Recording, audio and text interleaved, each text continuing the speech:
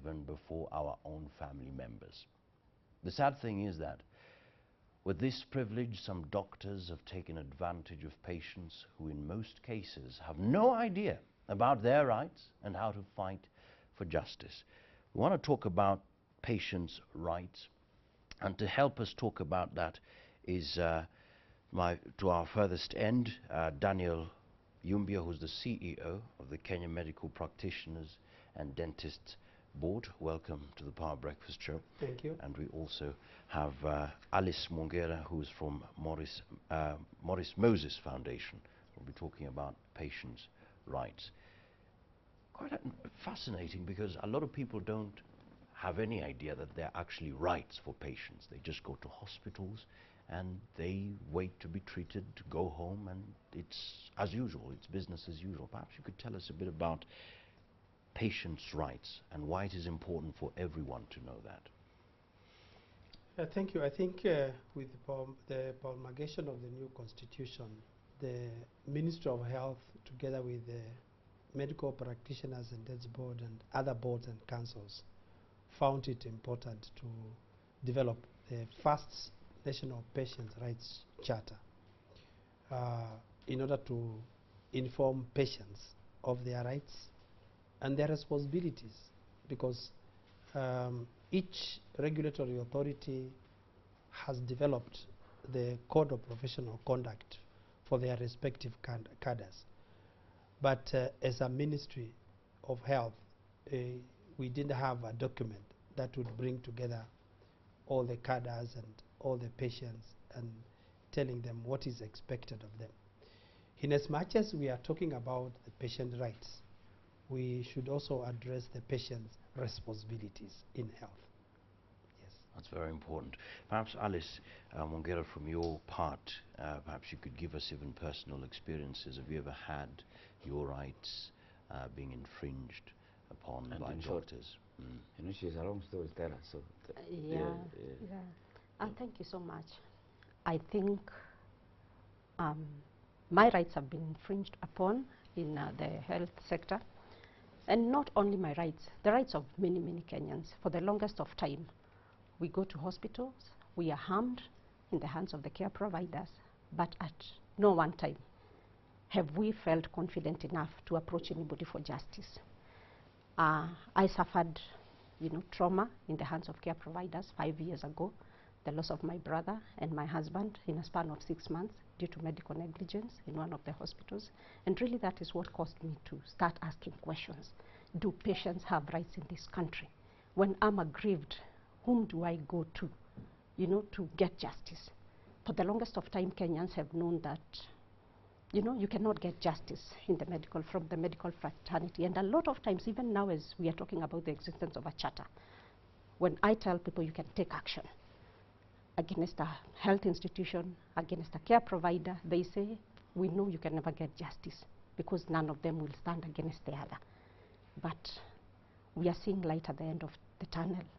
Looking at this journey 5 years later, agitating for this document, and eventually being able to sit with the medical fraternity, with the government departments, and eventually to develop this charter. I can say it has been a worthwhile, fight, struggle for Kenyans, and I hope we are seeing a new day in the medical fraternity. So if a patient his rights or her rights are infringed in a hospital, what do you advise them to do in the view of this document now? A lot of times what has happened, and I'll talk about my case personally, I suffered that trauma, I lost my people, and I felt hopeless to do anything about it. In actual fact, I would say why I do what I do was out of, bitterness, of hopelessness. I don't think anybody will do anything about it, but let me just raise my voice. We actually started a campaign telling people, speak out, silent no more, rot in the health sector, silent no more. Let's talk about it. And I know a lot of times that is what people do. A snake has bitten me, I am not dead, let me move on. The person is dead, let me move on until it happens another time. But what I asked myself was, yes, the dead are dead, but the living, I'm still around. I don't know at what point again I'm going to encounter that kind of treatment. I will speak out for my sake, for the sake of my children, and for the sake of another Kenyan. Let's talk about it. So today, when that happens, we get a lot of calls in our offices. And I tell them, even before this document was developed, I would tell them, please speak out. Let nobody listen to you, but at least let it go into, record that you spoke out. But speaking out will not either pay the bill or bury the person. Just speaking out is not good enough. It will not, but it is good. Why we are where we are is because some people dared to speak out. Definitely at some point, somebody will start paying attention. When that voice gets louder, people will pay attention. Right. Maybe I should ask this question to you. If somebody goes to hospital and their rights are abrogated, what would you advise them to do in view of this document? Yes, thank you, Tegi. In the past, we have had challenges where patients would complain to the medical practitioners and deaths board, and the cases take long on end to be determined. And even when we make determination, we don't share this with the public. But I must say that the board has undergone transformation in the last 2 to 3 years. One is that we developed the Code of Professional Conduct. We reviewed it actually. And in this document, which is available, we explained to patients the procedure of lodging complaints. We have several avenues where we can receive complaints. One, we have picked cases from the media. Thank you very much for highlighting certain issues. And we have gotten cases from professional associations. They see a colleague. Hali says that people feared they would not get justice when they come to the medical board, or they go to the nursing council or the clinical officers council. But we do get now complaints from professional associations. They see their colleague is not doing well, and they report. They say that we feel that so-and-so is a danger to society and needs to be investigated.